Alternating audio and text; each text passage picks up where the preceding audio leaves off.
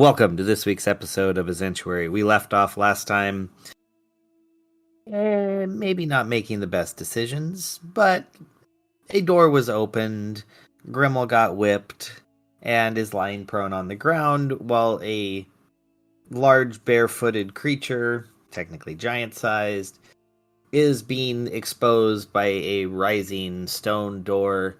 It has a sword in one hand, a whip in the other. Its skin is like a burnt sienna in color, and it looks very mean. The facial features are twisted and bent from scarring, and you just feel like something is wrong with this creature. And as a note, just as a reminder, there were two invisible local inhabitants that screamed no and ran away when the door was being opened. Yeah, I still don't regret my decisions. Good. Because we need to start out by rolling initiative. Sounds about right.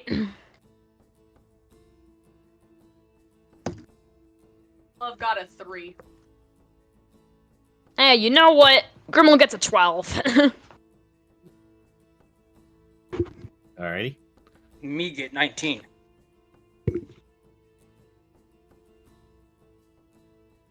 Poppy? Poppy is loading. Oh, Poppy got 9. Alrighty. Well, I'm going to go ahead and throw this in the turn sequencer. Alright, so, Barry, you see, Grimm will go down, this creature become exposed. You're about 10 feet from it. What do you do?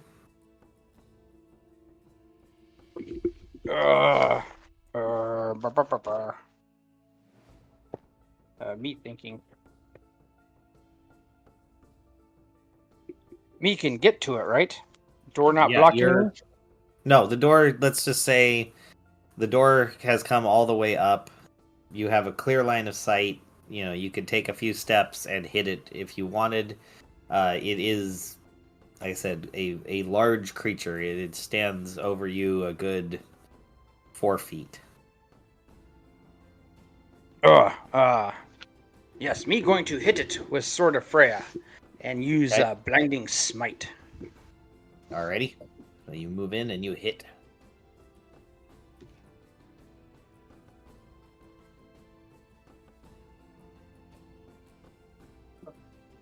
I'm just...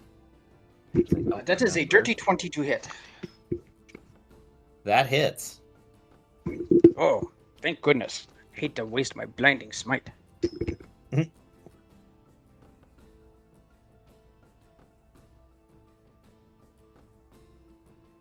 All right. And I need 1 second. Is this thing a demon? let me see it. Or I mean a fiend. Is it a fiend or undead? Yes, it is. So you may roll the damage for that.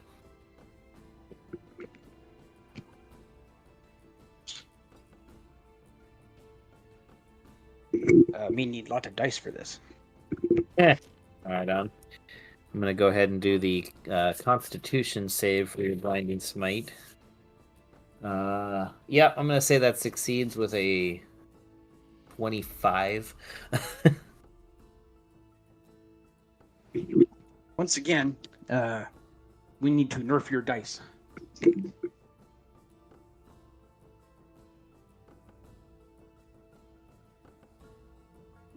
Alright. Okay, so he take 10 slashing damage. Okay.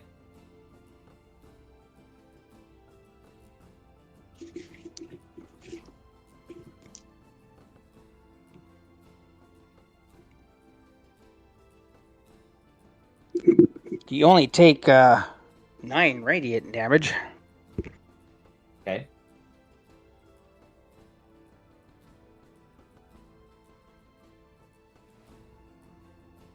Don't you have an additional damage to roll there?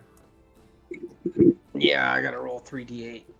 You can always dial it in the box. It'd probably work out better. I hate 8-sided die. Well, I have 3d8 for me that I just rolled came out to 11. Yeah, that's two better than what I rolled. But let me see. Hold on a sec for this. That's all right. 9. Creates target must succeed Constitution saving throw or be blinded. So he's not blinded, but he takes another 11 radiant damage. I'm guessing. Sure, we can go with Yep. 9. Another 11 radiant damage. All right.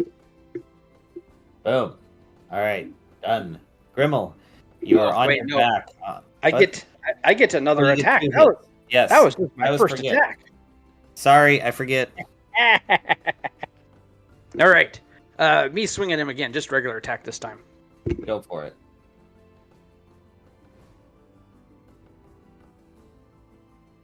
That is 22 to hit. Oh, yes, that hits.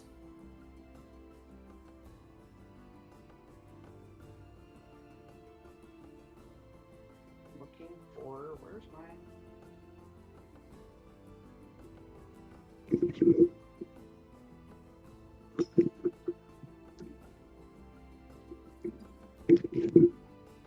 Okay. So... Takes 11 slashing damage. Alrighty.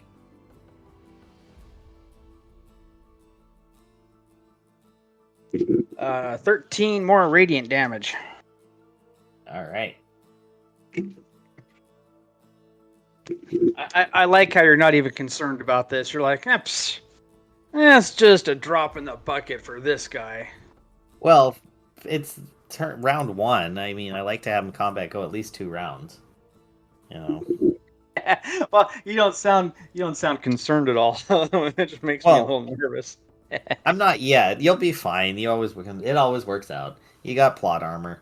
All right. So on Grimmel, who is prone, you just got whipped off your feet and landed hard on your back. I don't need to get up in order to still attack from down here. True. You just are at disadvantage. So because I'm gonna bet that this guy's really, really dumb, and also that he looks kind of strong, and also I'm kind of ticked off by the way that this kind of came about. I don't blame myself, I blame him. So, from the ground, I'm just gonna kind of like raise my head up, glare at him, and use my Mystic Arcanum to cast Mental Prison. Alright. If I could just roll well. God damn it! I swear to God! What happened? I don't want to talk about it. It fails. Move on. Grandma put himself in a mental prison. No, I swear to God, if I rolled just above a 2, I rolled a 2! Plus 9 is 11, which isn't awful, but it won't hit! I swear! I'm pretty sure that's gone for this time now. Yeah. All right. So Poplart, you're back there with Foxglove. What's your plan? Poplart's a bit terrified, so he's going to work his way around the corner over here to hide. But as he goes, he's like, "Get him, Barry!" and casts Enlarge on Barry. Awesome. So now he's looking eye to eye. I like it. Yeah. Poplar can't do anything else, so he just hides in the corner for now. Perfect. All right, Foxglove. All right. Let me see what I can do to this thing. You're a little quiet. Let me see what I can do to this thing. Thank you. Let me look at all my list of spells. Barry, you're right next to this thing, aren't you? Oh yeah, practically Yeah. hugging. As are you. Well, I could You're have about cast. 10 feet I back. could have cast Flame Strike, but I'm not gonna now because it'll kill Barry in an instant. Oh, But but I no concern for coulda. Grimmel. I mean, you can I move got around Grimmel to the just out of side gold. and then cast flame. Is it an area attack? Yeah. Ah. It's a giant one, but it does a lot of damage. But if you're right there, then what's the point? And I can't even if this thing is undead, or it's a either fiend. is it a fiend? I think it's a fiend. Well, it's either undead or a fiend. Do you know that for sure? Because if I try to charm it and if it's undead, then it's immune to it. Yeah, I think it's a. Well, I don't know. It looks ugly. Does that help at all?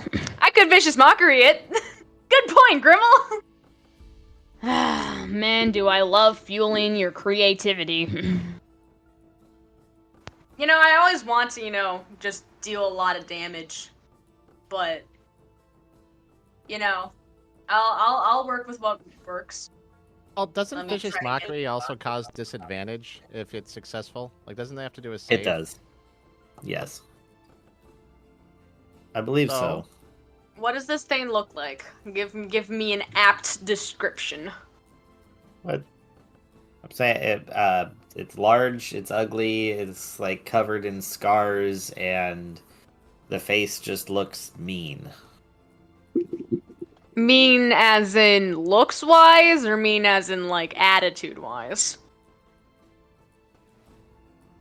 The physical expression is itself. Its attitude Okay. and its looks. I mean, okay, I saw all those things running when we opened that door. They were like, no! And I was wondering what could be in this room. And now I understand. It's because you're ugly, man. Nobody wants to see your face. I bet they're just like, that's how bad it is. It's just I need a barf because your face is so ugly. It just ruins everything, man. You ruin everything. You ruin life. That's how horrible you are. And that is a 24 to hit. That hits.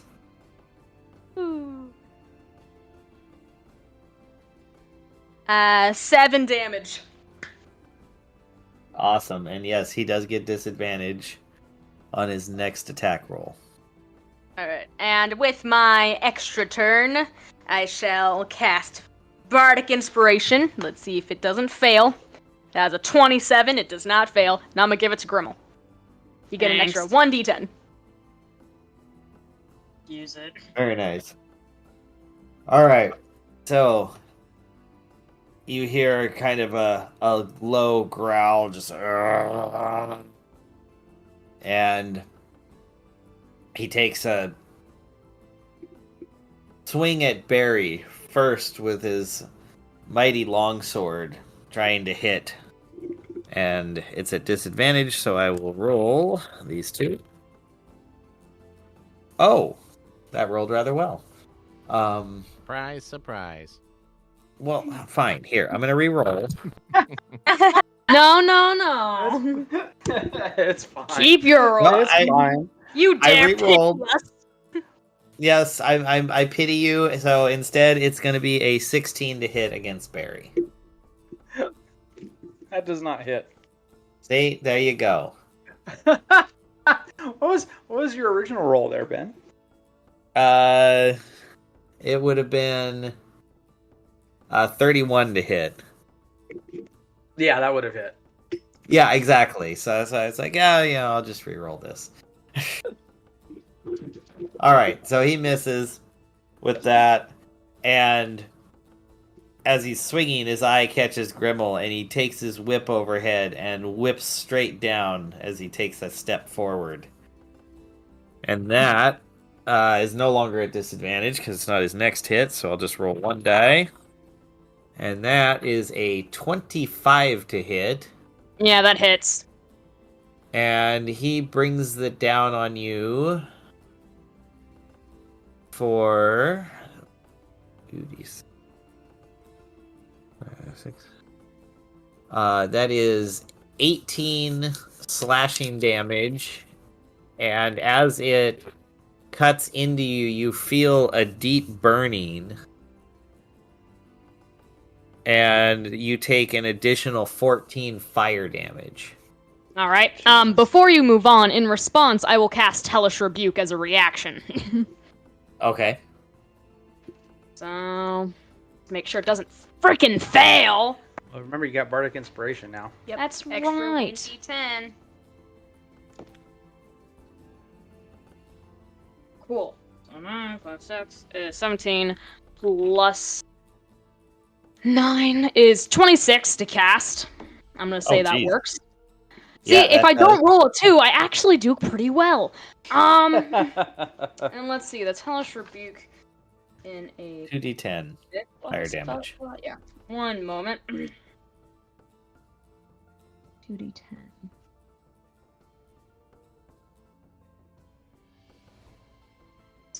All right, he's gonna take 60-10 damage. One sec.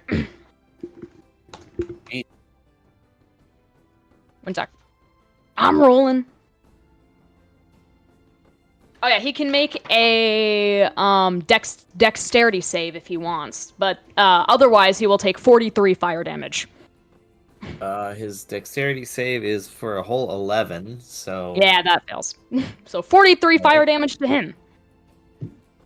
I'm imagining it just runs up his whip upon contact and completely just sets him on fire.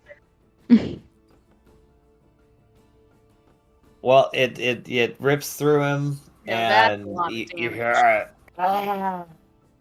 He screams back at you, and he takes the damage and screams outward, and there is a blast of fire that wraps around you and Barry, dealing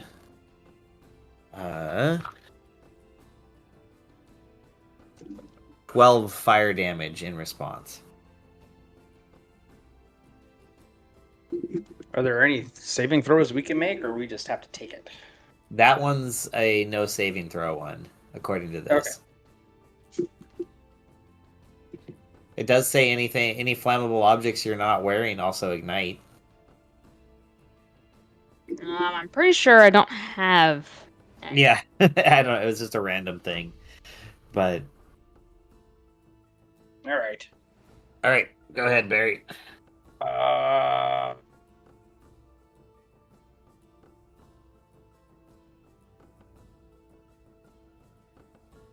Me going to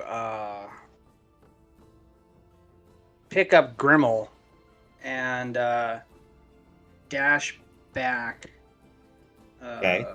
until me even with Poplart. I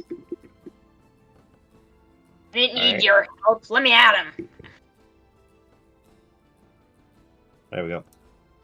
Okay. What was that? Was that like 30 feet, give or take? 10, 20, 30, almost 40. Okay, well, I'm wearing the bracer, the boot, the whatever they are. Yeah, so you're good. But that's my turn, right? I can't, like, dash back that or go back that far and then heal Grimmel. Well, if it's in you your can- normal move space, then yes, you can. Yeah, but the It is action of in my picking up Grimmel. So Okay. the action that would have been spent healing, unless it's a bonus action. Huh. I think that's just a regular one. Probably. Let me look at the wisdom of the internet. But I guarantee you this is rules for picking up and carrying bodies. Because of course there is such a thing. The body is considered an object and therefore it takes your action. So there you go. So yeah, you saving Grimmel is your action. Okay, that's fine. Alright, but now it is Grimmel's turn, and Grimmel is either upright from you placing him down, or is still being held in your arms. Yeah, I'm kind of close to death, but that's okay. I placed him down. Okay, cool. Hey, Bruce, do you think you could hypnotize that guy that's on fire? Sure, I could try. Let me pull up the Hypnotoad stats. I can roll for it. If it will load. Thank you. Let's see. I don't know what it rolls for it. Well, it's always a 1d20. Okay, well. Dice, I swear. Yeah. Yeah, it's a 3. Yeah, he's like, nope. Stared real Oh, hard. gee, thanks. Sorry, I'm just a toad. Don't do so well with fire. Well, I'm not asking you to jump into the fire. I'm just asking you to hypnotize the guy that's in the fire. Yeah. Sometimes when you stare into the fire stares back. Now is not the time for your weird poetry. You can go to the French club some other time. The slam poetry club. I guess that's my turn. All right. Man, I'll being see a you warlock at the sucks. lily pad. Poplart. Poplart isn't really sure what to do aside from just try to pop off a shot. So everyone's now kind of gone a little bit to the north of him. So from around the corner, he pops out and tries to hit for an 18 to hit. That does. You miss. Ah! He ducks back around the corner again, a little further. There's that giant berry coming at you.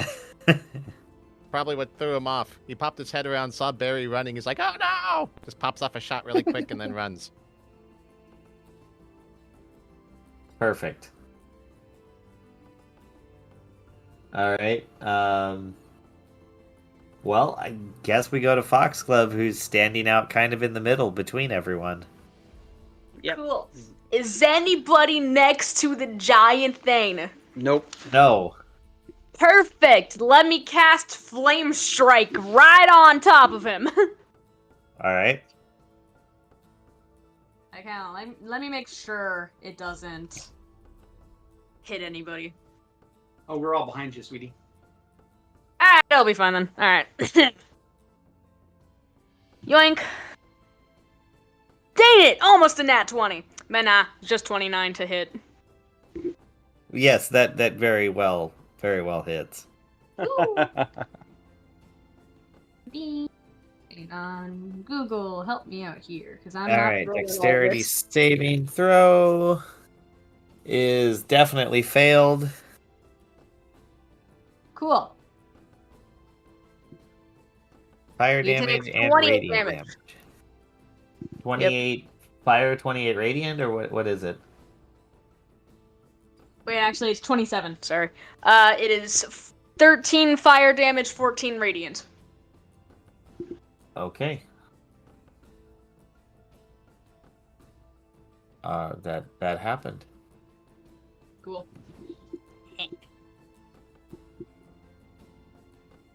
All right. Well, it's to him. Let's see his movement. Ah, yes. Well, he is going to move straight forward at you and attempt to just slap you with his sword. That doesn't sound very nice. That is a 17 to hit. Yeah, that hits. Okay. That is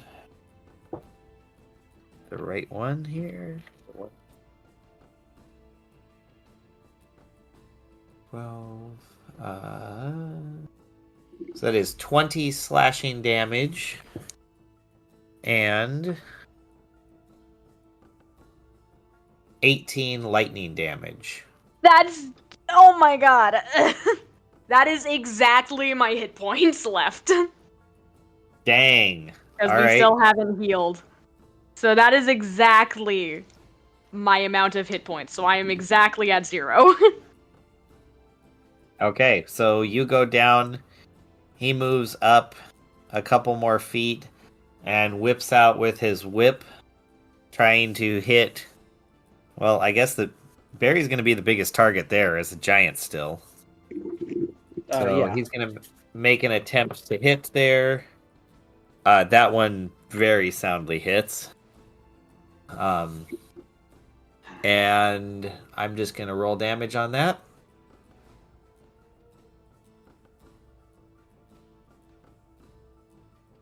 That would be a 15 slashing damage and 7 fire damage. Oh, and I need you to make a strength saving throw.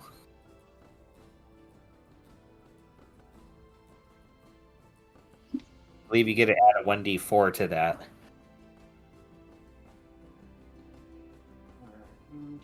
Double check with Poplart. Yes, you get an extra 1d4 to all damage and strength checks. Perfect.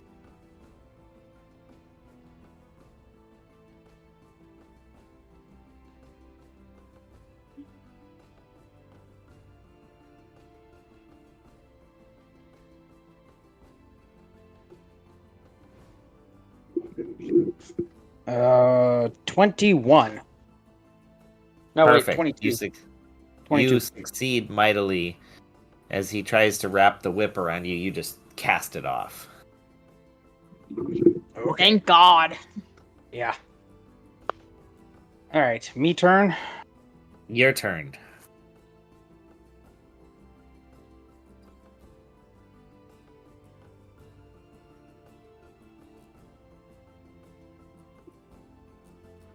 All right, 1 second.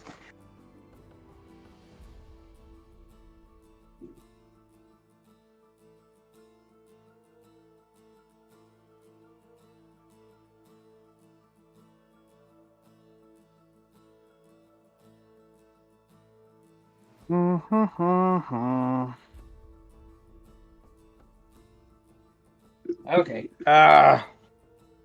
Me going to hit it to a sword of Freya. Okay. So I get to add that 1d4 to my attack roll as well. Not bonus to attack, but bonus on damage. Okay. Oh. Me not need that bonus on attack anyway.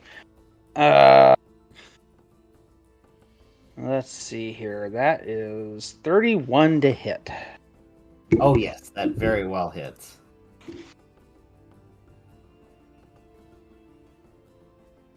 And that would have hit one of the, rulers of the 9 hells. So that is going to be 21 slashing damage. Dang. All right. And 11 radiant damage. Nice. Oh, wait. I add that extra 1d4. So we'll add an extra 1 slashing damage to that. Right? Big numbers. Yeah, well, I have a pretty good talent for, 1d4s and 1d8s of rolling below the average. All right. Me going to swing at him again. Okay.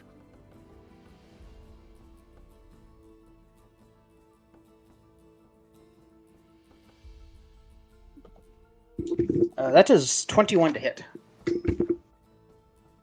Yeah, that hits.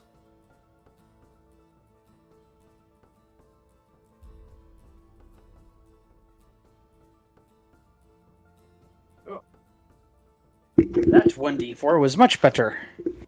So that is going to be 14 plus 7. That's another 21 slashing.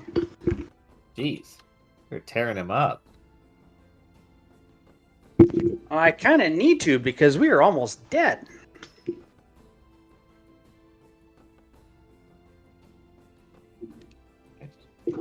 And that is another 14 radiant damage. Jeez. Well, so you cut him down. You do that damage and you send him flying to the ground basically on top of Foxglove. I don't crush Foxglove, do I? No, you don't. He falls to the ground next to. Um, but I need as he lands. There is a blast that flies out from his body, and I need everyone to make a dexterity saving throw. I can make a dexterity saving throw when I'm passed out on the ground. Well, I mean, Foxglove auto fails, but Oh yay! Grimmel gets a nat 20. Woohoo! all right. So Grimmel, you succeed. Me get nat 1. You blast. We'll deal with that in a second.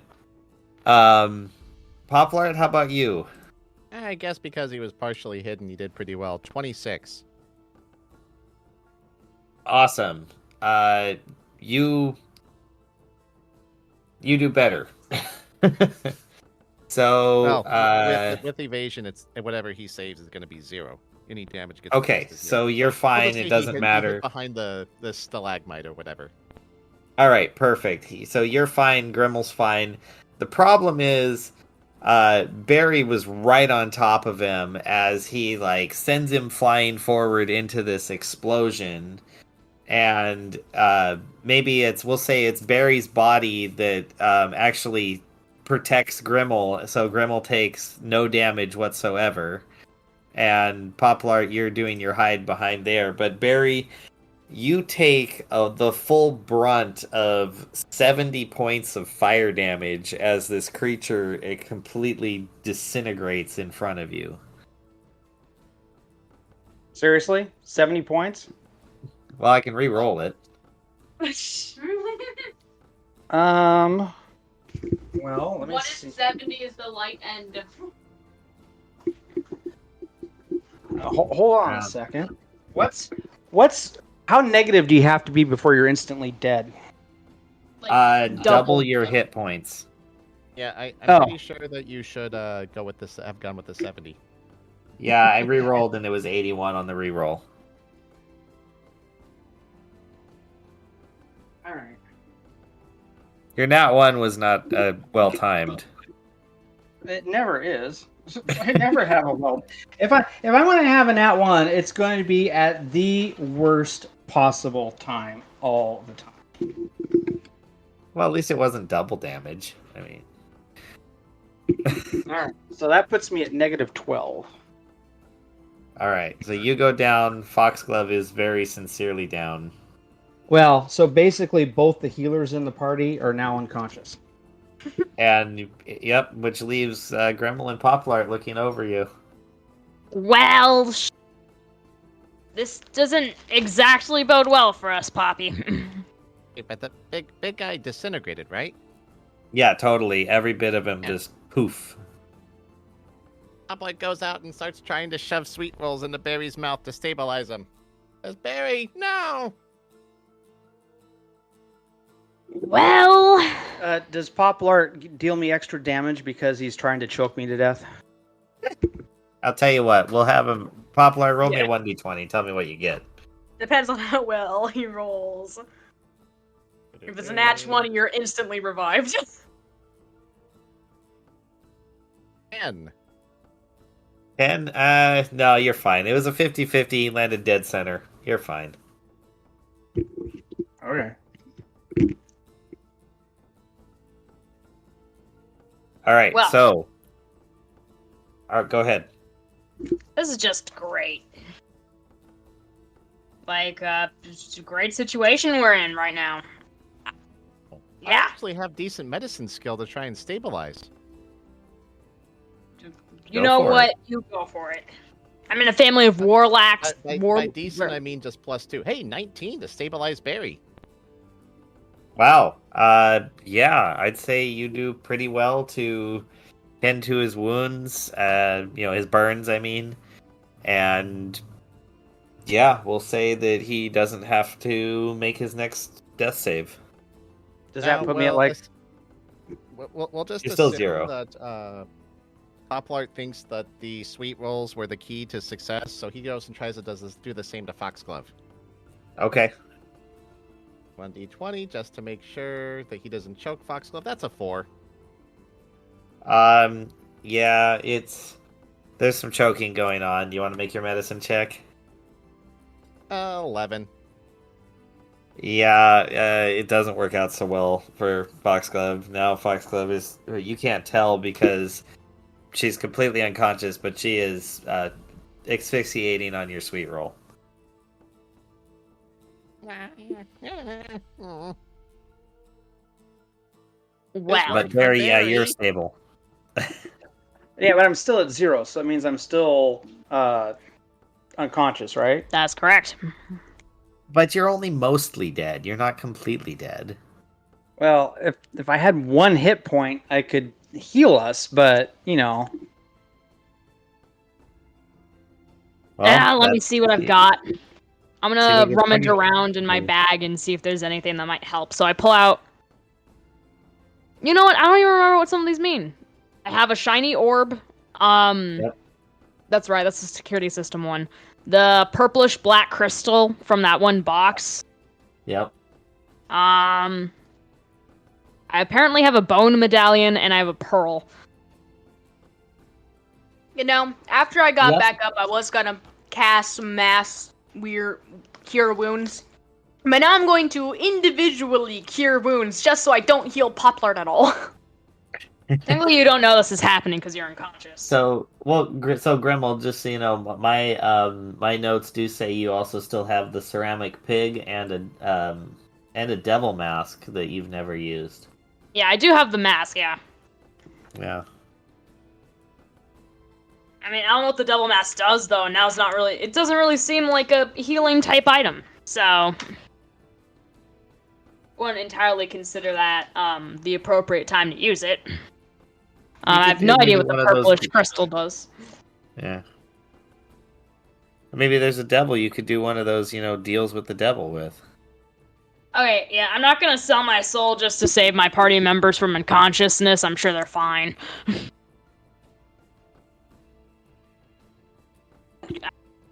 Foxglove's giving me a look, but I swear, I know you would not do the same for me.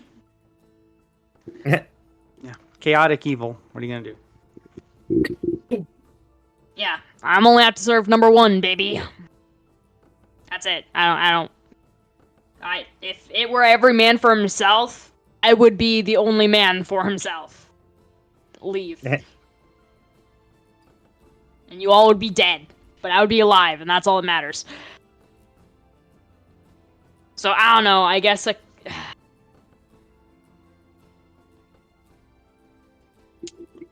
yeah, I don't know. You could do a medicine check on me.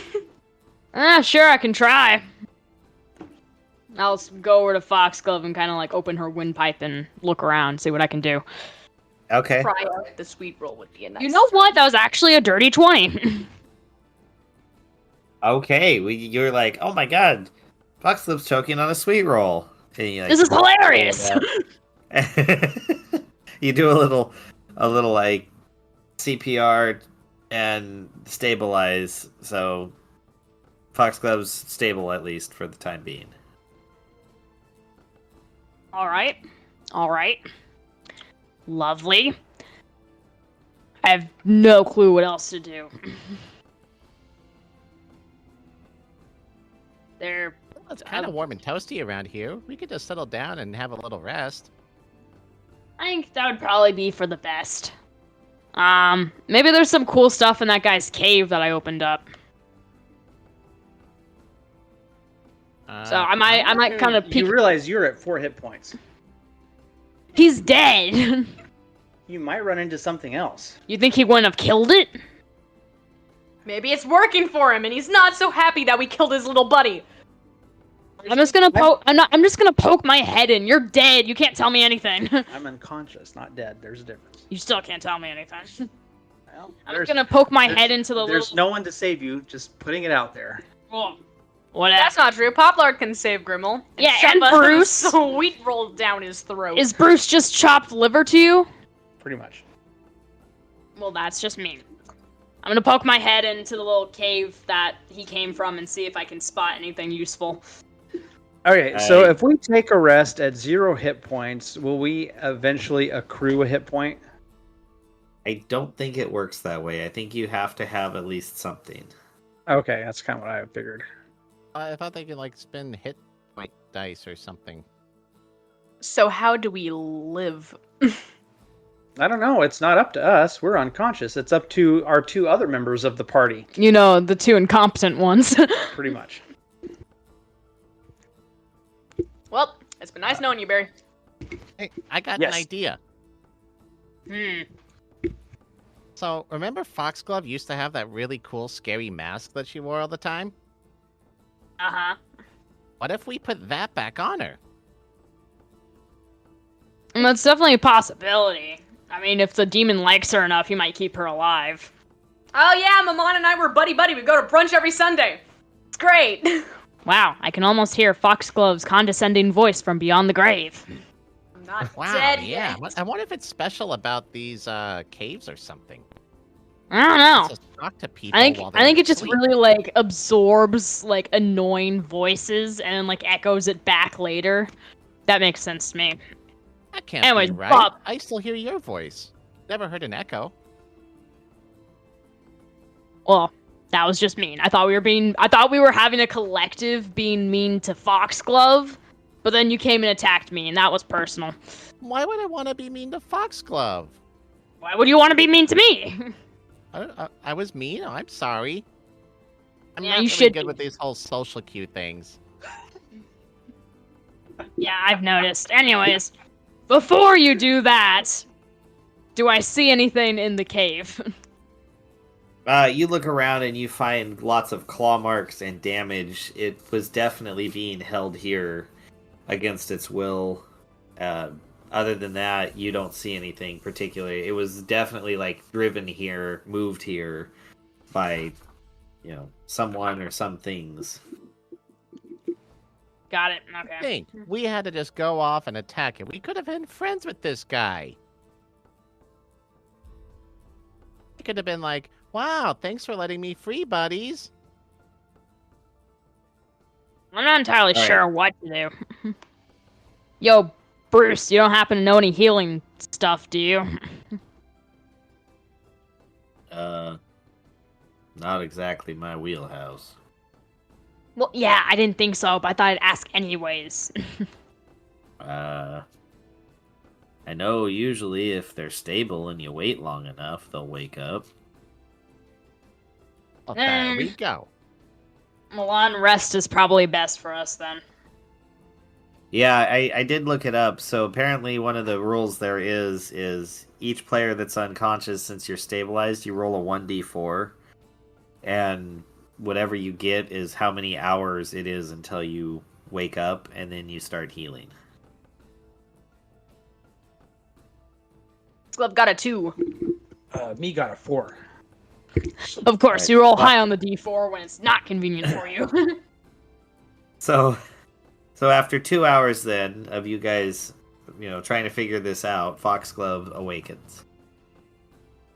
Barely functional. Oh, yay! You're back.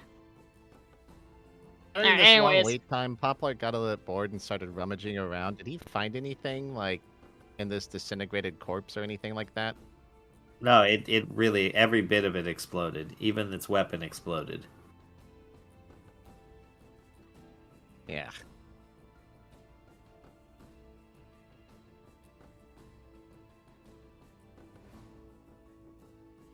But Well, Foxglove, yep, you are conscious. So are you gonna do your healing thing you were talking about? Alright, hang on. Let me see my options, because I got 2 I could use.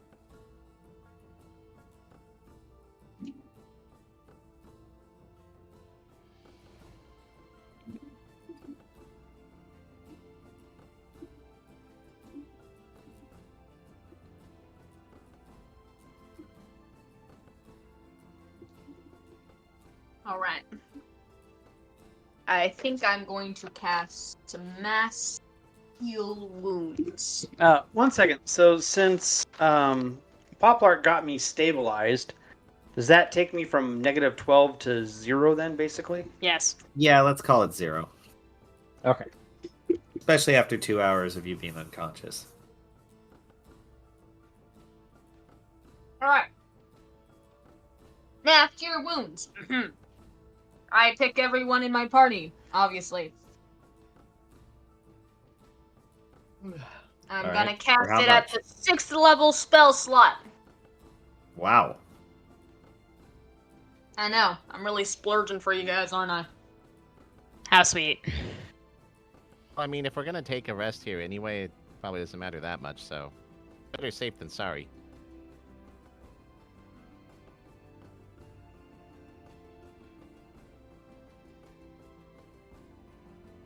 All right. Everybody gets 32 back. Nice.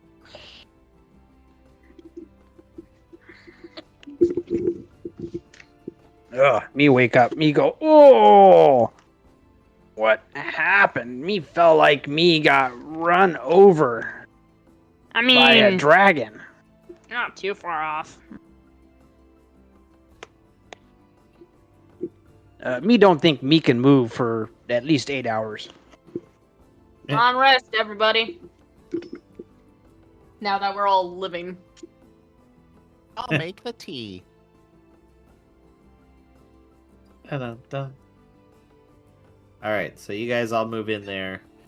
We'll say you're camping, and so do you guys? How are you gonna do your like watch assignments and stuff? Well, since you guys were unconscious, you guys can rest for a bit longer. I can take first watch. Oh, I thought Poplar would because he's busy making tea for everyone. Boiled sweet roll.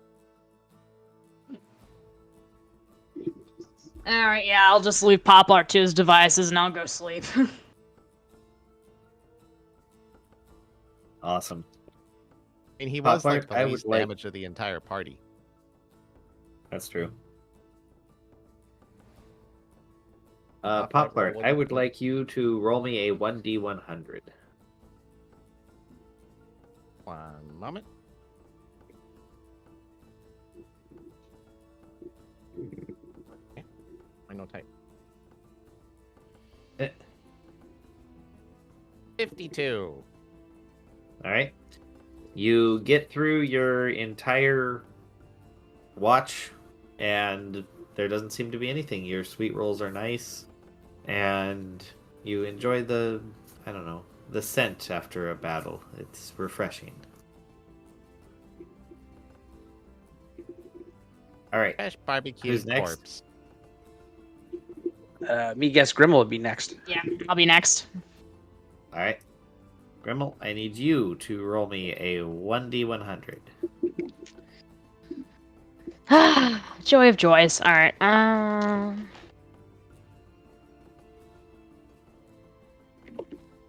that'll be a 90.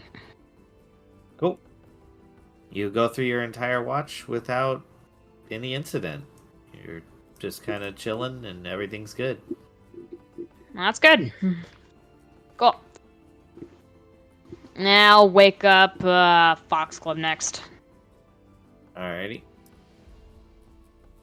Foxglove, if you could give me your 1d100.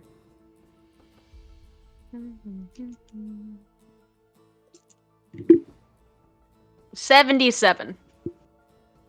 Awesome. Yeah, you chill through the night. You don't hear anything. The caves are pretty quiet. And we go to Barry. Okay. Me awake. Alright. Let's see here. I have to add a slash. Yeah, if you're using the computer, you gotta slash 1d100.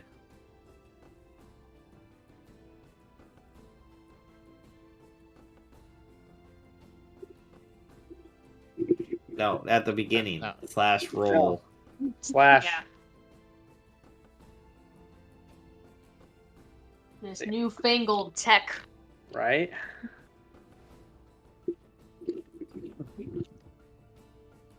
I believe you did. I'll get it eventually. That's why I like physical dice. There's just something about it. There we go. Really nice. 59. Wow. All right. Yeah, you watch for the whole time, and you're good. Nothing happens. Okay. Thank Cool. God for nothing happening. Yeah, no kidding. Well, definitely needed that. All right.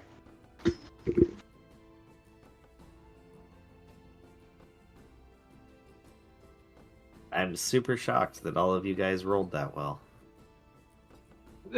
I mean, honestly, it's about time we rolled well on something. Fair. All right. Well, you are awake, and you are here in the end of this cave. All right. Is this cave like a dead end? Yeah. There's nothing beyond you to the east. You can go back the way you came. To the west, there are passages to the north and south as you make your way to the west.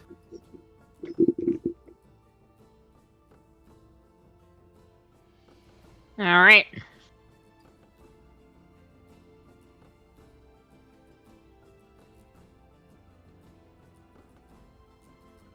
But you'll have to tell me where you're going.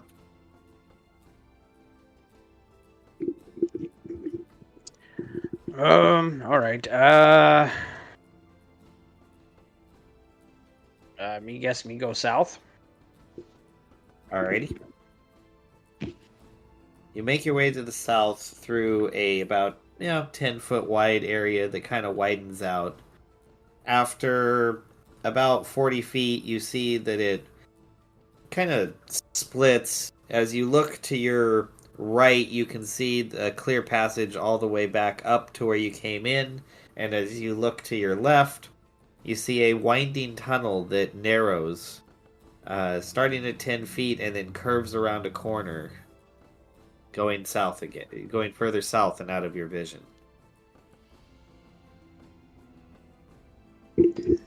All right.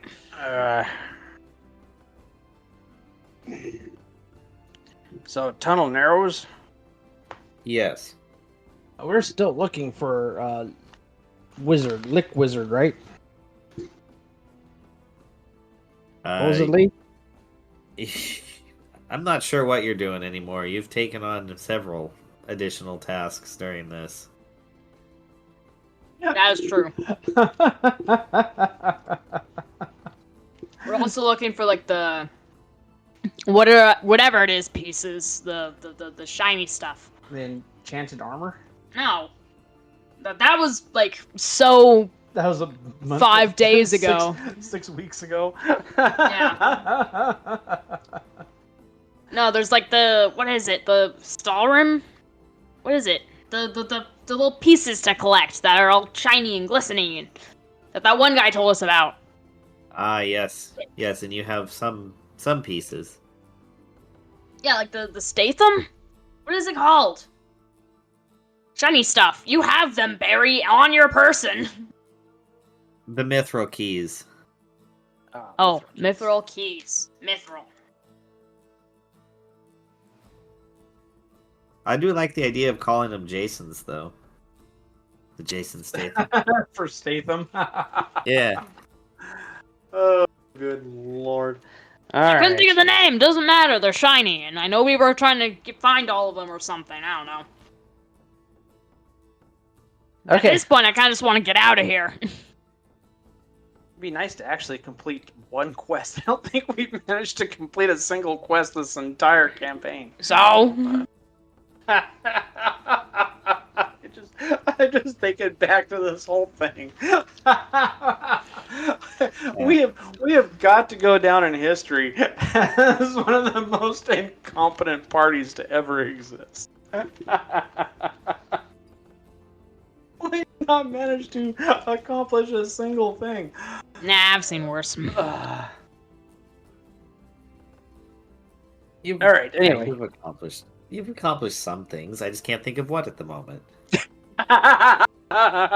We've accomplished dying and coming back to life. That's not nothing.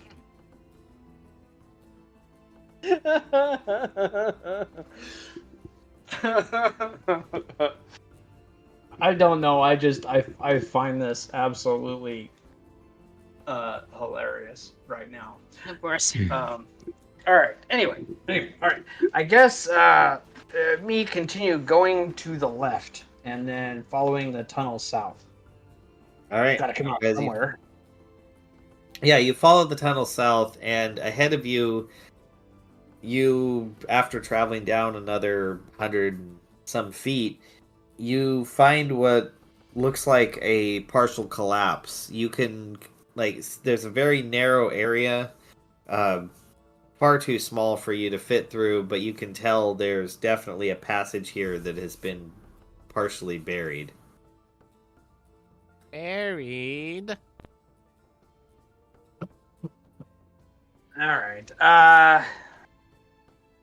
What do you guys think? Me think we should probably just turn around and try maybe the north passage. That works for me. Foxglove, do you have an opinion? Nope. Poplar, do you have an opinion? Can't Poplar fit through Absolutely like not. I anything? don't think I've ever had an opinion in my life. Yeah, me not surprised. All right. I'll have an opinion once we're actually at somewhere doing something. For now, I really don't care as long as we find something. Well, didn't Because right we now, it's just establish- unmarked hallways going who knows where. Yeah. Didn't we establish before, though, that Poplar could fit through, like, anything? It has to be at least 1 inch wide.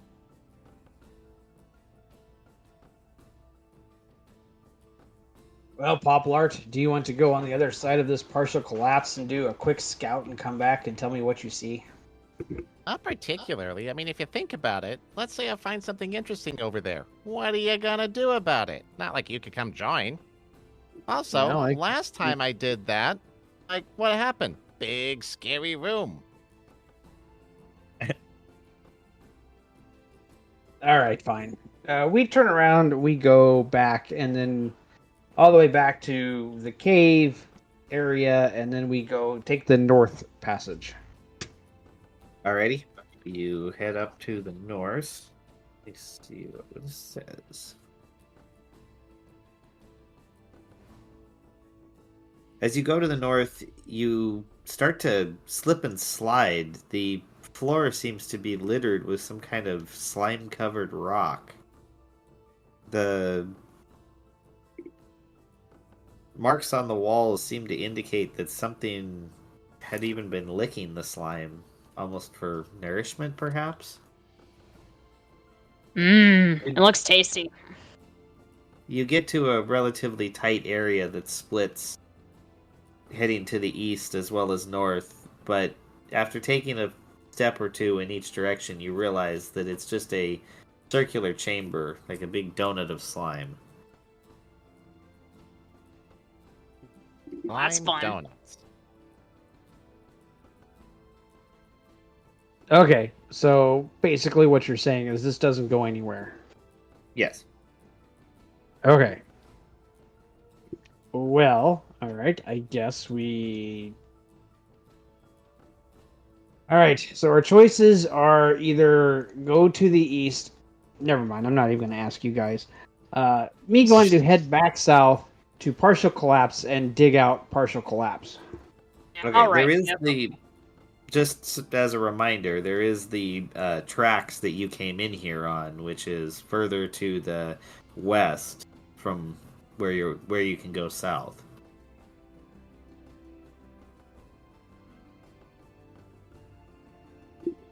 Okay. There's still the mine tracks that you could follow and go like back down the way you came into this area. But yes, you could go to the south as well and start digging out. Let's try that. Let's try digging out. Maybe it'll Okay. take us somewhere that no one has ever seen. Except maybe the people that dug it out originally. I mean, Yeah, unless it's a natural cave formation, you never know. fair enough. All right, so you're digging. What did the others do? Anything? I imagine they're going to just sit there and watch me manly form as it works. Stop, like, giving I you wouldn't call it no manly, encouragement. but yes, I will just sit on my butt and watch. Because this seems futile, but hey, you do what you're gonna do, as long as it doesn't involve me. Only Yes. one of us worships some sort of rock god that could help command the rocks. That's not how it works. These rocks are no longer of the earth. It's collapsed rock. It's worked rock. It doesn't work that way.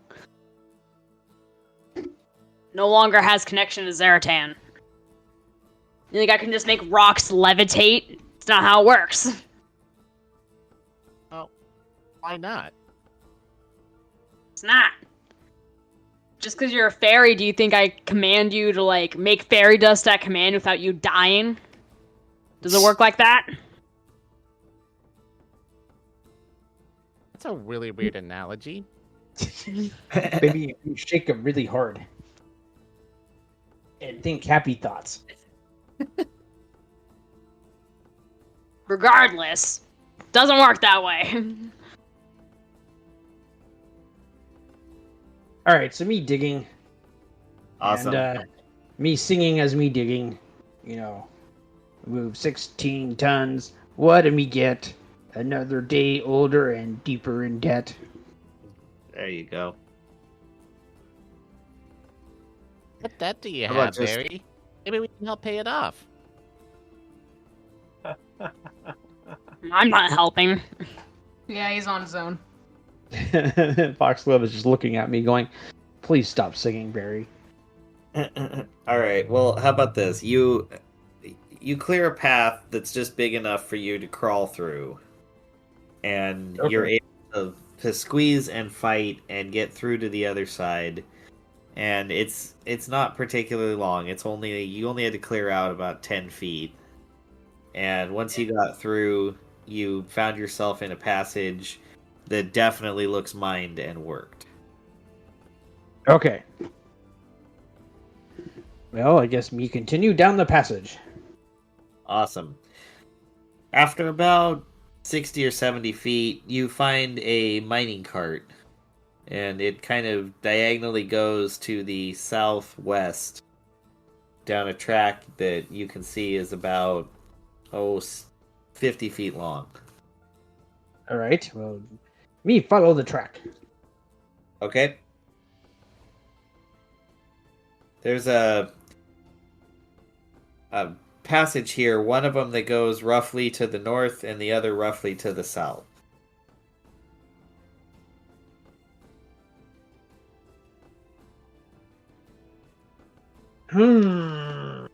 Well, guess me just keep going south. Alrighty. Makes sense. Let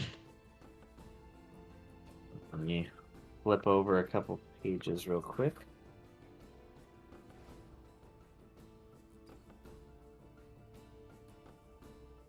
Okay. As you're walking to the south, you pass by a kind of large opening, maybe 15 feet total. It's to the east of you. You can see the passage continues to the south, but this arch to the east, it goes into from where you can see, a completely like square carved and worked room. There are runes chiseled in around the walls that you can make out even from your distance. Oh, well, me want to check out room. Grimmel, What? what do these runes say? Ugh. I'll read the runes. With eyes of the rune keeper. The runes don't actually say anything. They appear to be just magical runes. Like they're enchanted. Magic. That's what they say. Does that help you at all? Here be magic. You notice the air in here is oddly fresh, clean, free of debris. Ah, okay. Populart, can you give me a sweet roll? Of course. Always nice when someone shares my love of sweet rolls. Me take sweet roll. Thank you, Populart, and then me toss sweet roll into room. Oh, my sweet roll! It flies through the air and falls into the room. There doesn't appear to be anything that happens to it. Okay. Well, you know, with me luck, it could have been vaporized. Good point. Hoplite rushes after the sweet roll to pick it up. You pick it up. You really feel like you're in the middle of fresh air. Like you didn't just open a can of air and take a whiff. You like are inside the can. Hoplite doesn't care. He just loves the sweet roll. So he goes, he sighs and goes, 5-hour rule. Takes a bite out of it. It tastes incredibly fresh. Like, yeah, it was just created in your bag, but something about it tastes even fresher.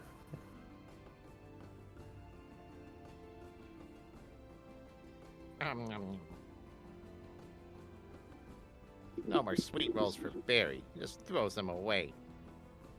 I'm just kidding, Barry. You'll always have as much sweet rolls as you like. Oh, thank you, Poplart. Me follow Poplart into room, and me look around. Okay. Not much to see. Like I said, the smooth, hewn walls, but there's those runes that are carved into them.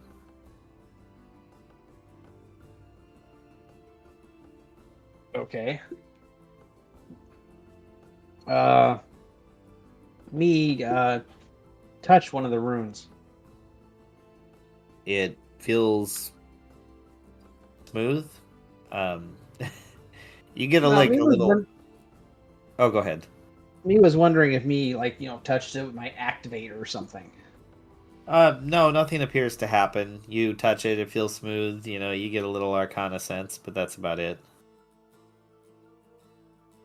All right. Seems safe to me. There's nothing else. Nothing else in this room, huh? No. All right. Other than you feel like you're in the middle of a meadow on a summer's day. It's like just the most fresh air you could imagine. Well, if only me spoke Dwarvish. But me don't. Alright, me can't read, me can't speak, so me linger in this room for a couple minutes because it's nice. And then me shrug, walk out of the room, and keep going south. Alright. You work your way to the south, and the passageway kind of curls around, eventually turning you to the west as you enter a mining chamber that is about 40 feet east-west, 30 feet north-south, and you see that there is a passage on the northwest corner across from you. In this room, though, you notice there are 3 of those, those gray small dwarf guys. It might be 2 males and 1 female, but with all the beards, it's hard to tell. They are chipping out iron, but they seem to be doing it slowly, and almost like it's more labored than it should be. Ah.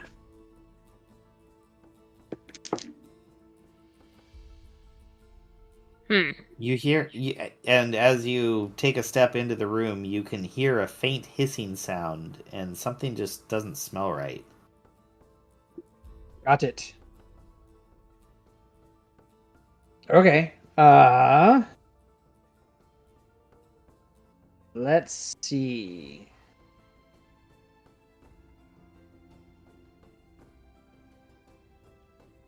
Me thinking. Me hold breath. Uh-huh. Me stride over. Grab one of the dwarves.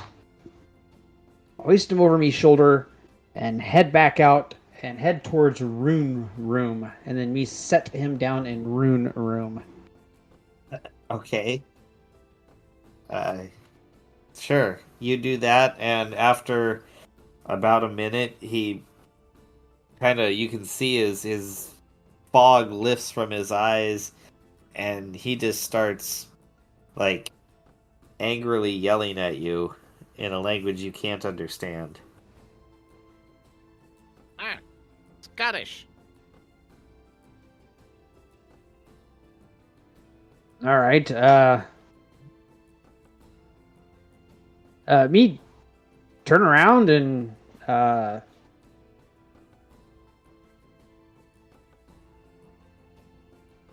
me not sure what to do next.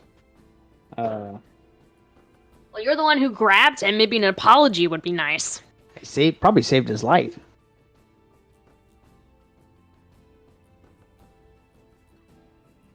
Well, he pushes past you, and as he walks out the archway, you see him turn invisible, and then his footsteps maybe sound like they're going to the north, but you're not sure. Okay. Me go back to mining chamber. Are other two dwarves still conscious? Yeah, they appear to be. They're just kind of very slowly functioning. All right. Well, since the first one was not thankful at all, I'm just going to leave these two alone. And then I don't know, party. Do you want to go across room with gas leak to other passage, or do you want to just turn around and take the north passage? Does it really matter? Foxglove, do you have an opinion? Nope. Just pick one. Doesn't. Just as long as we're moving. All right. Me just going to turn around and me going to take north passageway. Okay.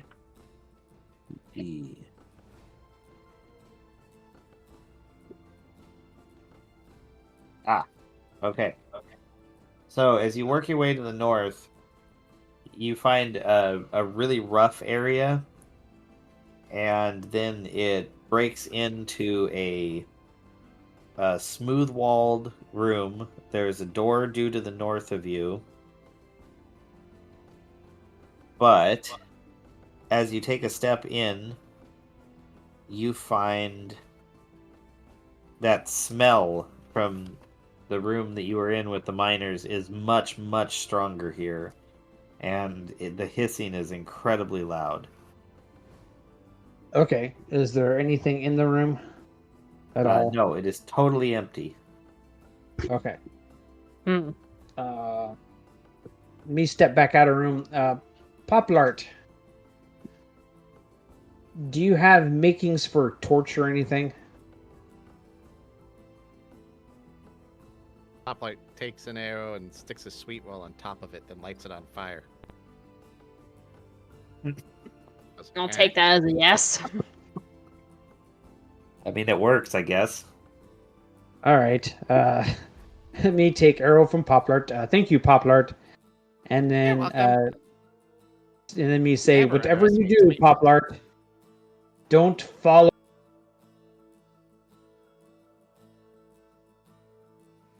Just stay here. And then, me throw flaming arrow into room. Okay. Did not expect you to go that route. Let's see. But me not in room. Me standing well back I from know. room. So you throw the arrow into the room, and it lands on as it's like flying in and lands on the floor. You notice that it snuffs out, almost like there's no oxygen for it to burn. Interesting.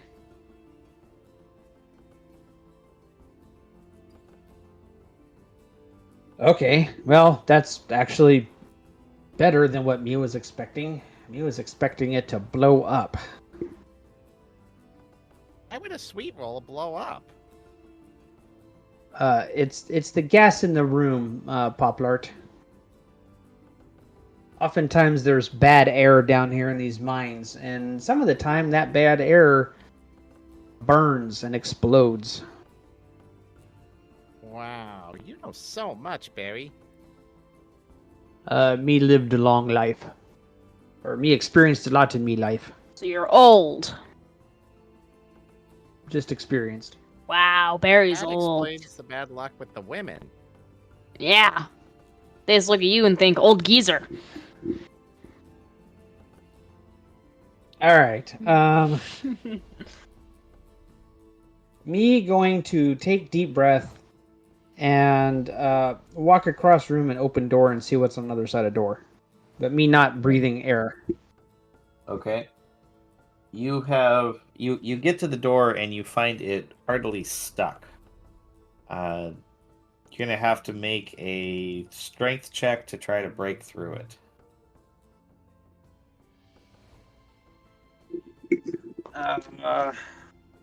22.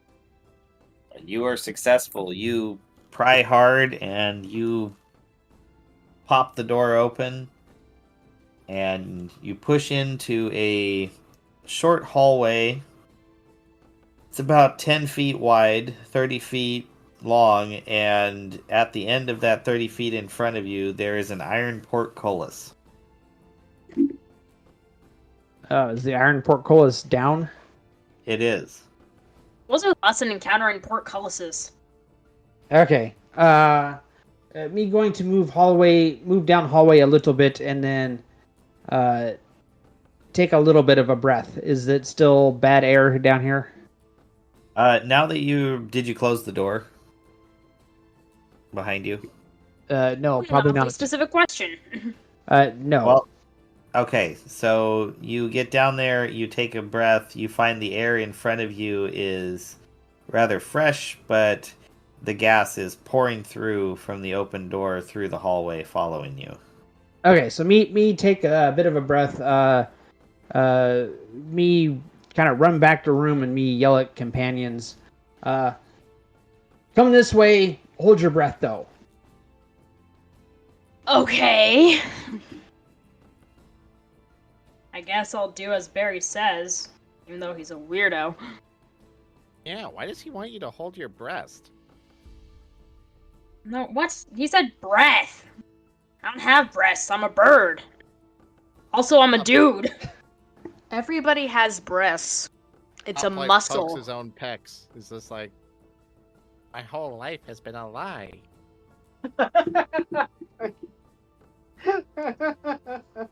Okay, well, not the breast you're thinking of, anyways. Pop Yes, secretly starts thinking about chicken breasts and how birds can and can't subsequently have breasts. Oh my god. Alright, did the companion... Do you guys follow? Yes, Yep. fortunately. Poplart, Of are course. you coming? Or are you just going to sit there and think about breasts? Oh, Poplar's actually flying through the air because he saw the fire went out when it hit the ground, but not up top. So he's just kind of going and hovering above everything. Yeah, so more importantly, is Poplar breathing or holding his breath? I mean, holding-ish.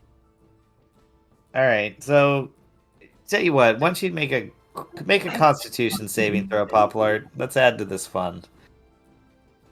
Alrighty.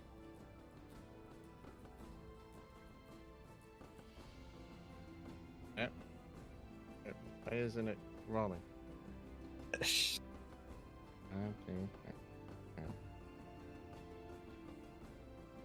10.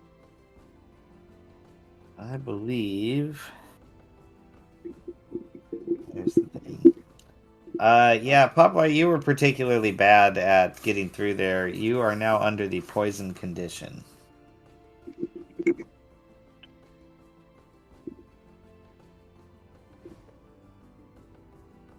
You don't feel so good, Barry.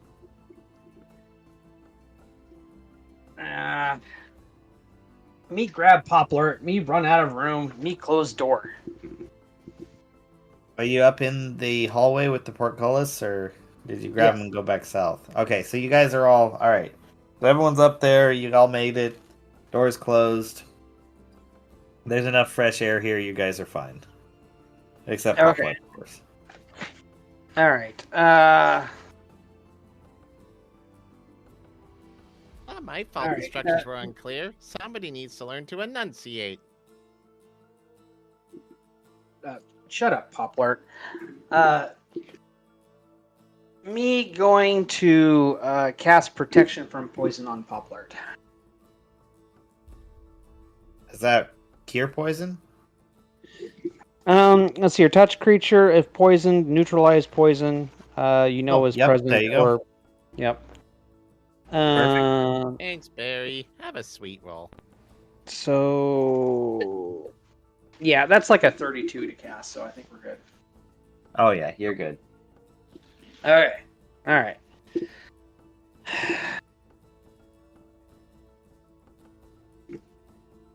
Poplar, to me, just don't know what to say to you right now, except that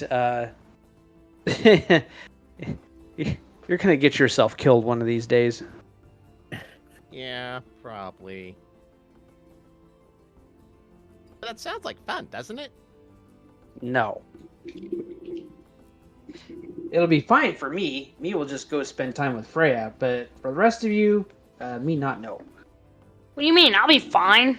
I'll be We worshipped up literally in have the died before, afterlife. and we know what's waiting for us. I don't see what we're so afraid of. Anyway, all right.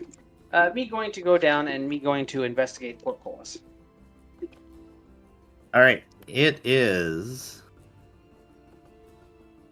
The bars are spaced about 3 inches apart. There's, maybe say a foot between each horizontal section.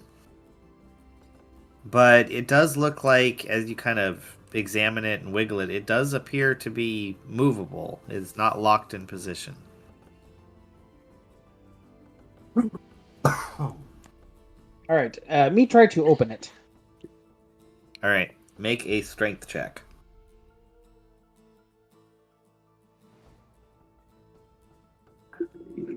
11. You are not able to lift it. All right. Ha! Barry's weak. Give me a hand, Grimmel.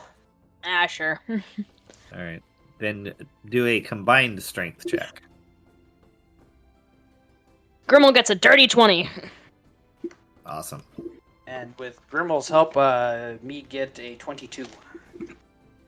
Awesome. So together, you guys fight and push, and you're able to get it up. Takes a lot of energy. Does anyone want to slip through or help or anything at this point? I mean, is there like a lever or something on the other side? You'd have to go through to look. Poplar just flies through the portcullis. Okay, yeah, you fly through and you look to the right. There's a lever on an angled wall adjacent to it. Alright, Poplar just flips the lever. Okay, yeah, you do that, and as they are lifting it, it suddenly launches out of their hands as basically all the resistance to it being lifted is gone.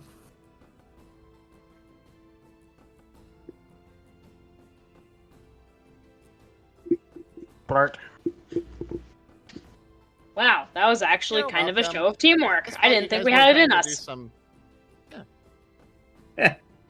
Nobody did. Well, we needed a little bit of exercise after our naps earlier. Okay. All right. So, we end up. So we go through Portcullis, which is on the other side. All right. Well, you're in this what appears to be kind of like a guard post. There's some chairs, some empty shelves. It looks rather abandoned and unused, but a place where you'd have like guards hanging out. Okay.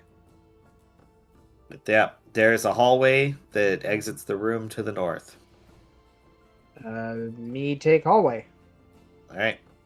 After about 30 feet, it turns to a diagonal and takes you to the northwest. You find that everything here is just like pristinely carved. Like the walls are all smooth and everything is very well done.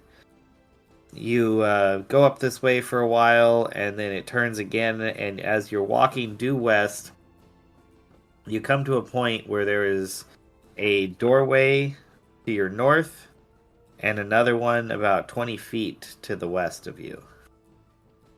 Mm. All right. Well, me going to try doorway to west first. Okay. Let me get to that really quick. All right. You find the door is open. You can just kind of push it if you want. All right. Me push it. All right. You open to a room with a vaulted ceiling rising about 15 feet high. 10, 8. Make sure I get the right one. There is a 25-foot long stone dining table in the middle of the room, flanked by two equally long stone benches. A stone hutch is against the west wall, and it appears to have some kind of like plates and flatware in it. As you look around the room, there's an open passageway heading heading west off the southwest corner. There is a door heading west off the northwest corner, and a door heading north in the dead center north of the room. As you look around, you also notice one other thing. That there appears to be blood-smeared tiles all over the place, floors and walls. Sounds promising. What do you mean? This looks like home. Impeccable interior decorating. Yeah, I'd say so. They really put a lot of effort into this. I mean, it's not easy to get blood everywhere like this. Yeah. I mean, the artistry of Really on these, point. splatters.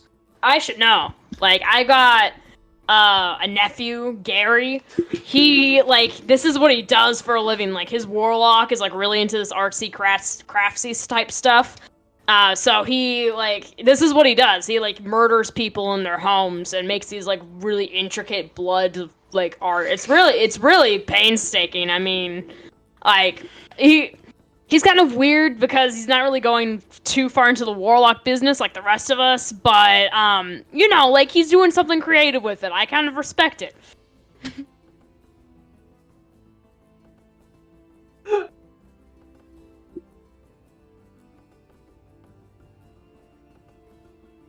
Okay then. Yep. That is that's his wonderful backstory and also very disturbing. Nah. When you have a really big family of bird warlocks, nothing disturbs you anymore.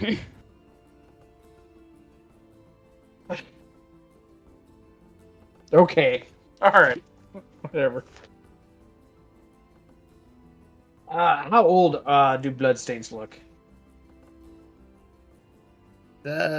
Relatively old. Okay.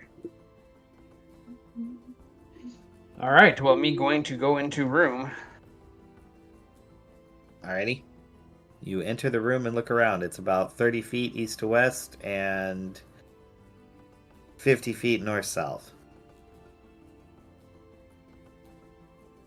Okay.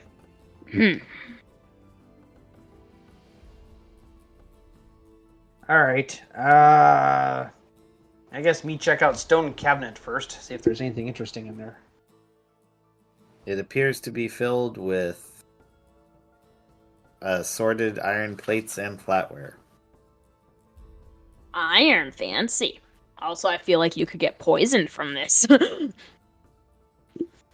Why? I don't know.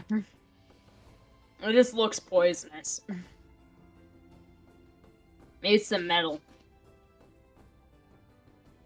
Or maybe it's because it's, like, covered in rust. Makes you think it's covered in rust. I don't know, like, probably not having rust on it after all this time. No, I'm pretty sure it's totally up to OSHA standards. Come on, guys. All right. Anyway, okay. Me going to first. Me going to open door to north and peek through it. Okay. You peek through into a 10-foot high room constructed of interlocking blood-streaked stone tiles. Rectangular stone slabs lie in neat rows against the east and west walls. These slabs appear to look almost like the rough shape of beds. They do not look like they have been used in a very long time, as a thick layer of dust covers everything. Ah, okay. So, oh bloody. Is there any? Can we see any other doors or anything leading out of this room? Yes, you can see all the way across. There is another door on the north side. Okay. All right.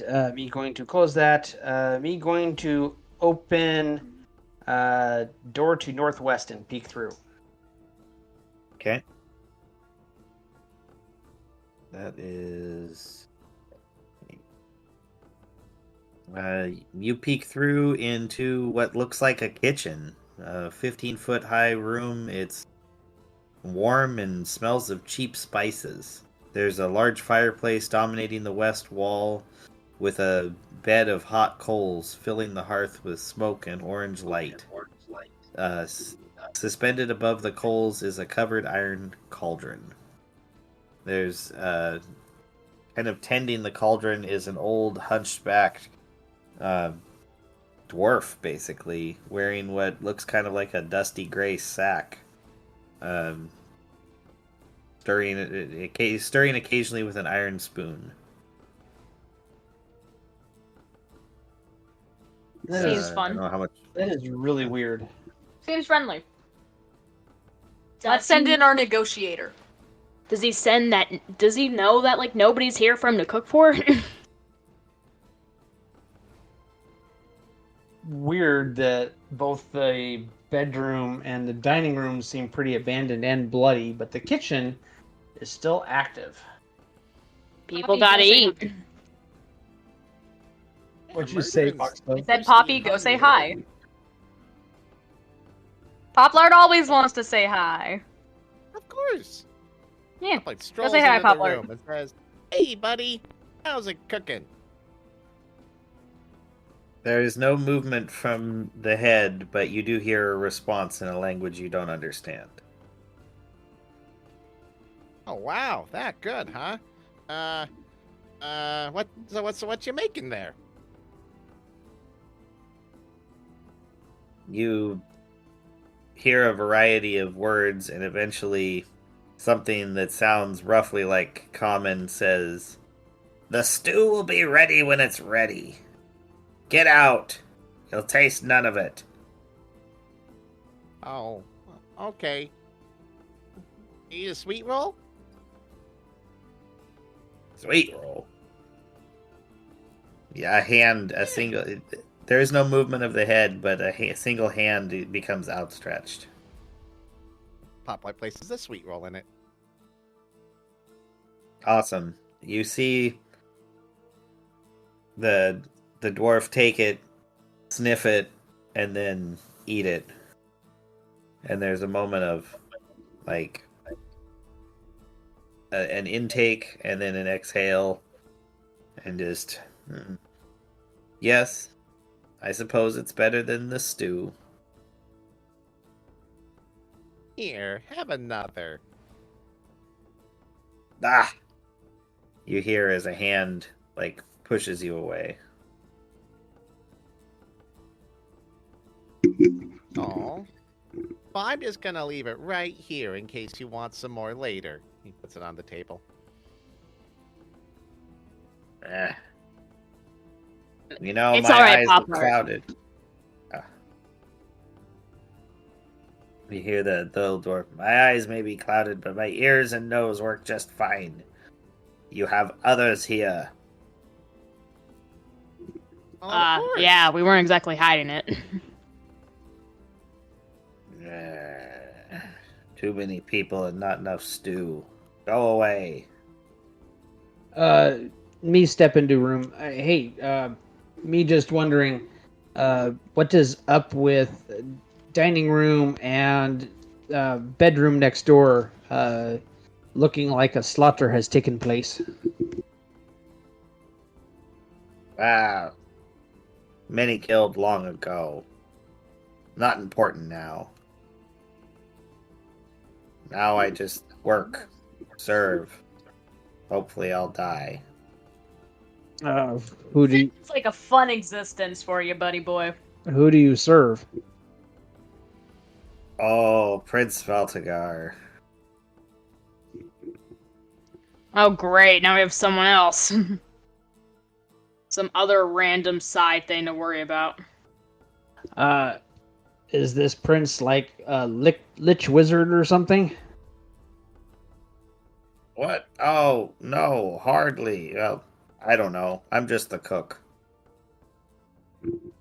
So who is Prince Balsagar? Prince Valsigar, obviously.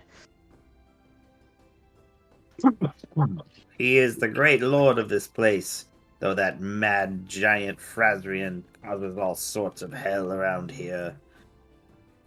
You know, maybe if you went and talked to Valtagar, you could join him and help him fight that horrible giant Frazrian. We've already killed a giant. You did?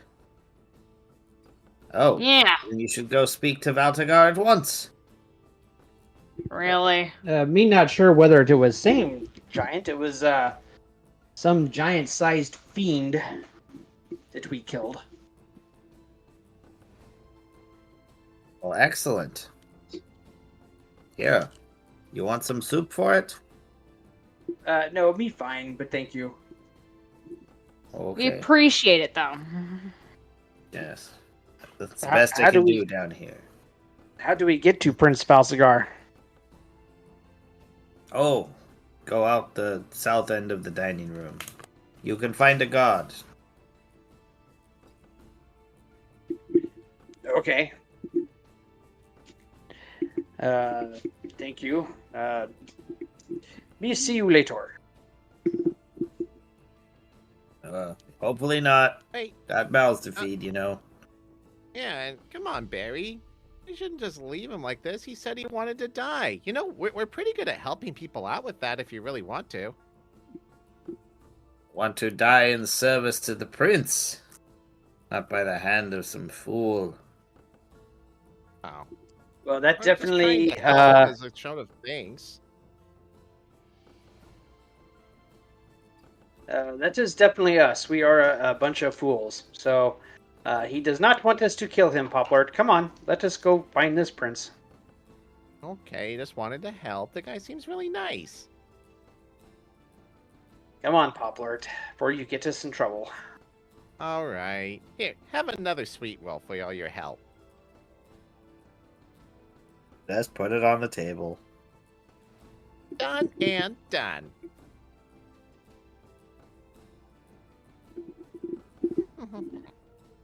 I think we made a friend.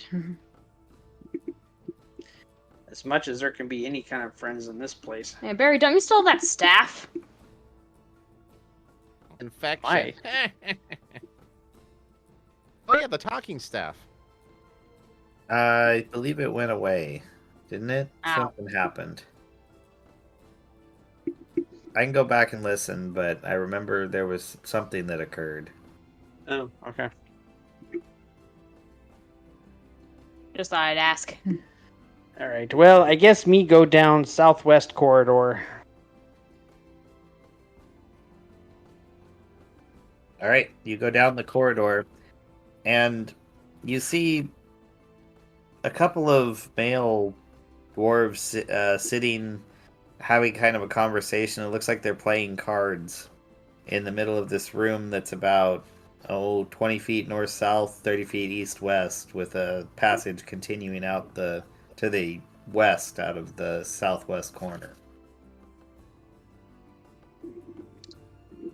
All right. Me come up to dwarves and me go. The cook sent us to talk to Prince Balsagar. The cook? Is the stew about ready? He say it will be ready when it will be ready. God, I hate the damn cook. Ugh. All right. Well, if Lorga sent you to find us, we'll take you on. All right, follow me. All right. First guy starts to lead as the second one waits to walk behind you. Okay. Alright. Me follow You lead- first one. Okay.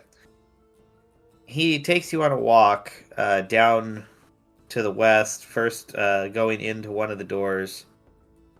And you pass through kind of a large, long hallway that extends to the south, but instead of going anywhere down through there, you continue on to the west into another room, which looks like almost like a office space carved out of stone before he walks you down to the south to, here we go, a door where he stops and knocks. And as he's waiting, he turns to you and says, "This is Valtagar's quarters. You'll talk to him directly." Okay. Alright. Alright. After a few moments, the door swings open. You see a man in wearing a black robe with a cowl that obscures his face, sitting at a desk reading a rather thick book. There are dozens of iron masks hanging from hooks on the southeast wall, and against the northwest wall stands a low double bed. In the middle of the room, there's a strong box resting atop a low marble table flanked by 2 stone chairs. Okay.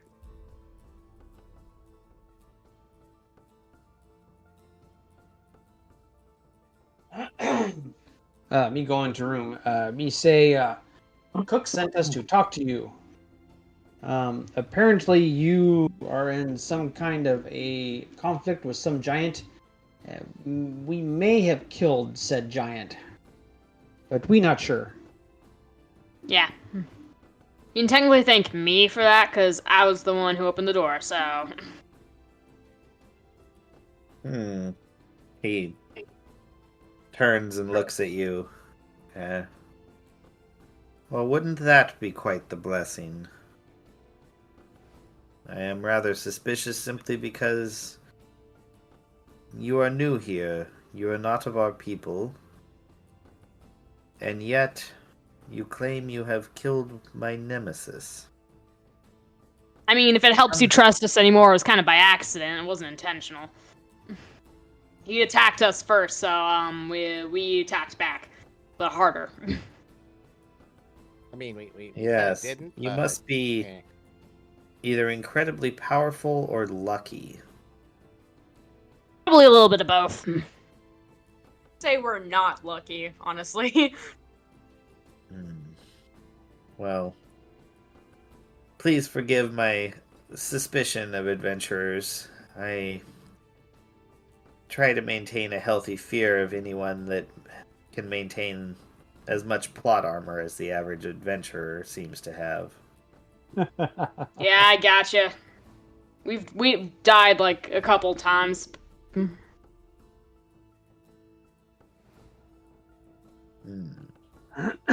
So what do you Yes. know of this place? Absolutely nothing. Something about we are on quest for finding mithril keys.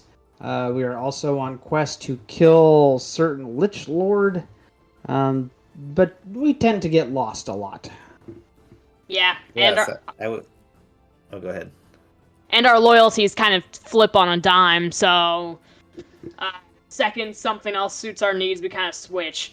But that can work in your favor. So Shut up, Grimmel. that's one thing I don't do very well. I'm very transparent. Fascinating. Well, there are no mithril keys here. There's certainly no liches as far as I know, at least on this level. We have a whole nother problem that we deal with. What would that be? Well, many years ago, one of the clerics summoned a celestial being of immense power, then directed it to slay a host of monsters that once haunted these mines.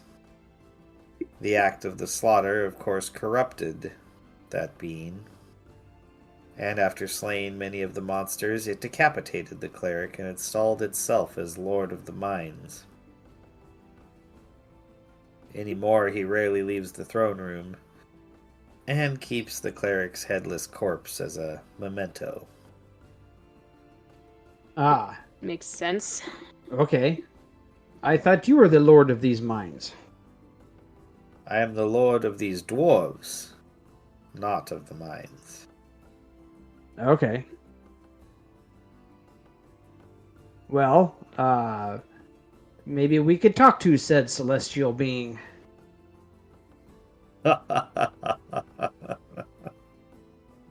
That's a good one. He is absolutely, completely mad. He keeps 4 Yugolos as advisors. I do not recommend that fight. Yeah, well, there's a lot of things that we've done that you probably wouldn't recommend. Okay. Well, if you don't think we should take this thing on, then can you kind of direct us up out of these mines? It is a long way up to escape from here. We are very, very deep underground. Yeah, we've noticed.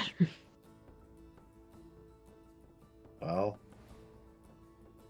I can direct you to the only path I know, but the climb to the surface is going to be extreme. Okay. Well,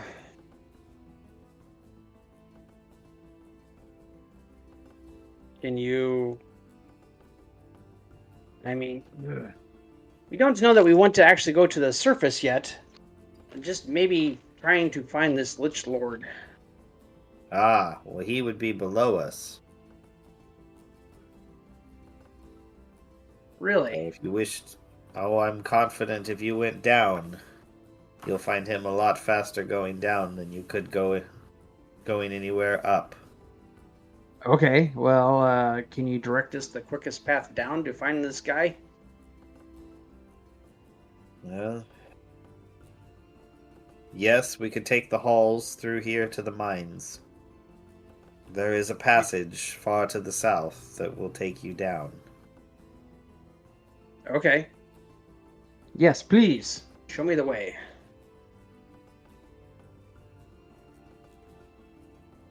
Alright, he makes a signal, and you see a stone golem move from the corner of the room to a doorway on the southwest wall of his chamber and opens it for you and gestures for you to walk through. All right. We walk through. Alright. It was all very generous. You find I don't yourself think in I a would notice hallway. You find yourself in a hallway with a guard, obviously a loyalist to the guy you were just talking to. And he leads you to the south through long, hewn, beautiful hallways and through what basically looks like an armory and equipment storage areas before passing out of the nicely cut stone into the raw, like, caverns and earth of the mines. He takes you down to the far southwest corner of this mine, where you find a doorway, and he points to it, saying, "I cannot go any further. I must return." But he points you at the doorway. It is the only, like, well-worked manufactured thing in the entire area. Okay. Well, thank you for your guidance, dwarf guard. And me open door. All right. So unlike the rough stone that you are in, this area is perfectly carved, like smooth, finished. As you look inside, there's a long hallway extending at least 100 feet east to west and ranging from 20 to 40 feet north to south. There are 3 stone pillars streaked with glittering mithril veins that look like lightning bolts shooting up from the floor. On the west side of the room, there's the crumbling remains of a stone table and 4 stone stools. As you look around, there is a doorway due north of you that appears closed, and far to the east, there is what appears to be a passageway going to the north. Okay. So one closed doorway going north and one passageway going north? Well, it looks like it's a passageway from where you're at. If you go closer, I can give you more information. All right. Well, me step into room. Me ooh and ah over the mithril veins, because shiny. Mithril is a wondrous metal. So me going to go look at passageway. Alright, so what appeared to be a passageway from a distance, as you get close, you see is a painted arch, a fresco depicting dwarves battling a black pudding of some sort. A black what? A black pudding. It's like a gelatinous cube, but it's just like a oil slick. Okay. But it's like carved with it's an image showing them fighting it. Got it. It's a 1E creature. It's from a long time ago. Okay. I'll just write down dwarves fighting black pudding. So that's all it is. It's just a painting, kind of. That's what you can see when you look at it. It looks like just a yeah. All right. Me going to go up to fresco and me just going to kind of push on it. Right. You push on it and it's like you find that it feels wrong, almost like it's cardboard instead of stone, even though it looks just like the stone around it. Okay. Hmm. Is this fresco like have a frame or anything? Kind of. It just seems to abruptly stop on each side. But it's pretty wide. It's like almost 10 feet wide. I was just wondering if there is any way for me to kind of grab hold of it, like a frame. I could pull it. Oh, sure. You know what? How about a sleight of hand check? Um,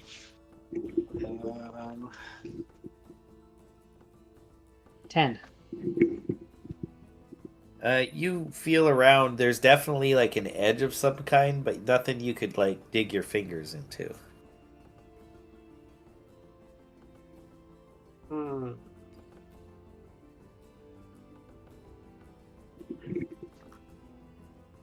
One second. I'm trying to find what maybe me equipment has.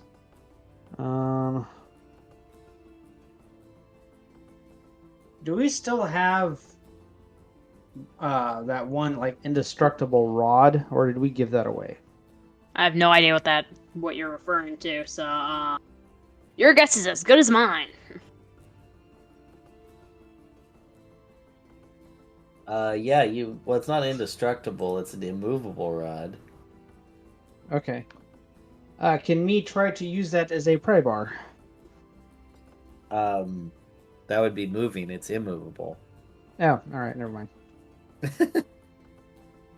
You're not paying attention. It's literally all it does. It's one description.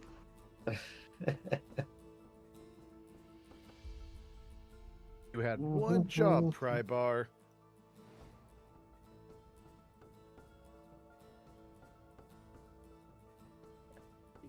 All right, me looking. All right, me going to take javelin and try to pry fresco open.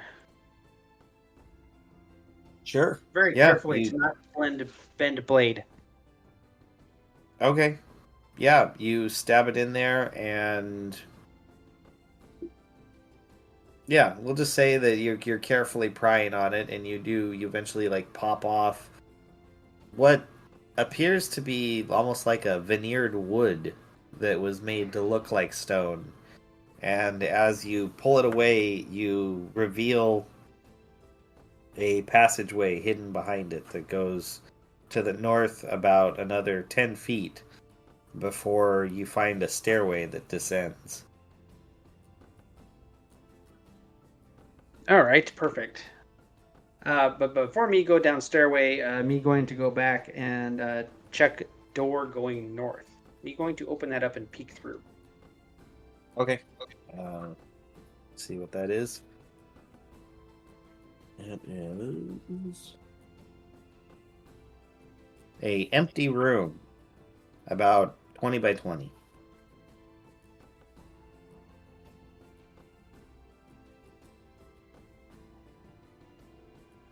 Okay, That's, nothing in it, huh? nope, that's all it says. It literally says this room is empty. Perfect. All right. Well, Alright. companions, it is time to take the next step in our quest. What quest is that? We're on like Getting subsection F. I know, right? To kill the Lich Lord. I guess we're back to that one. All right. Yep, I think so. All right. Well, we go downstairs. It is a ridiculously long spiral staircase. The descent is quite maddening.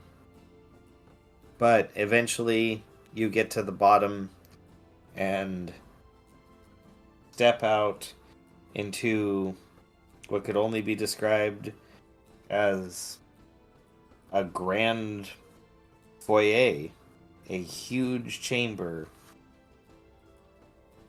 Pillars supporting 40-foot high vaulted ceiling. There are various things floating around the room, apparitions, statues depicting well-dressed people, and all the wonderful things that we will jump into at the beginning of next time. All right.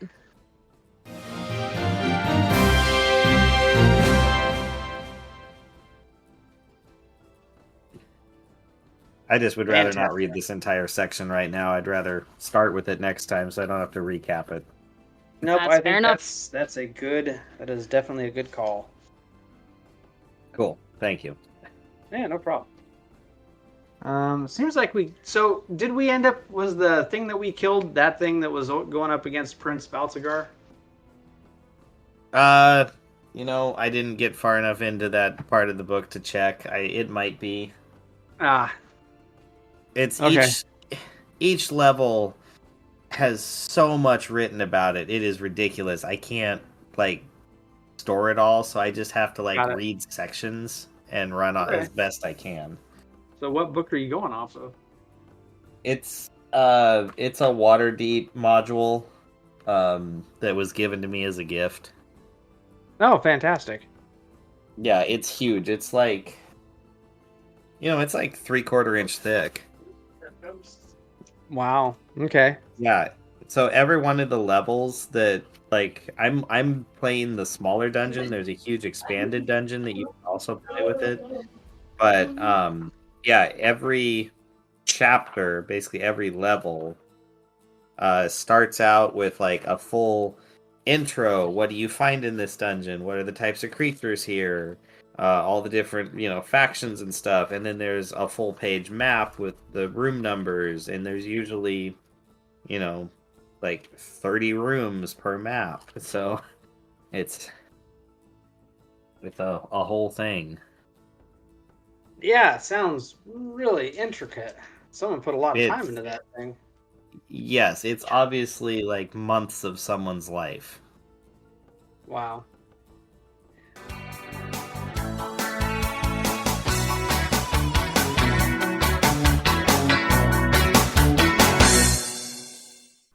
This has been an Azentuary LLC production. Find us online at azentuary.com for character bios, merchandise, Patreon, and more.